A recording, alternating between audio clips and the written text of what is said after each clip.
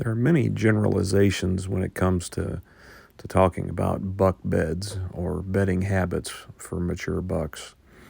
As you can see in the video here, the red X indicates a buck bed or bedding area. The green is actually a food plot that I installed several years ago. But bucks don't always do anything.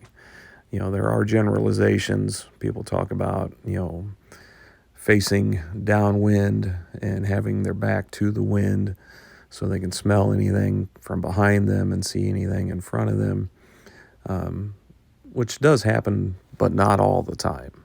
A buck chooses its bedding location for safety and security, whether that's because he can see anything coming as far as danger, or hear or smell anything. As you can see here, we have a bed, and you can see some of the deer hair in it, but this is located about halfway down a fairly steep and thick ridge, just on the downhill side of thick cover. It's a nice flat bench that allows a deer to lay comfortably up here and safely. Here's another bed right out closer to the point.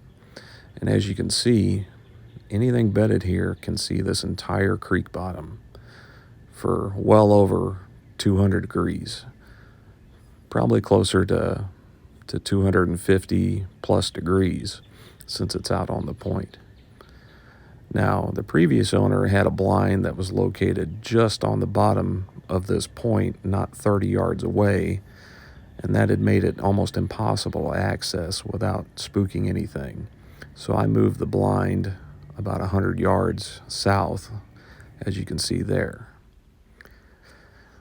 Here's the old location of the blind. You can see it kind of hiding back in the shadows, but it was just down the hill from where those beds were located. And like I said, access was almost impossible, and the fact that it was down in the bottom, this bottom's kind of bowl-shaped, so there was never a time where there was a consistent wind for the old location. Having moved the blind 75 to 100 yards further south, it allows for much easier access and more consistent wind. So when you're choosing stand and blind locations near bedding areas, make sure you're taking those factors into consideration before you finalize your locations.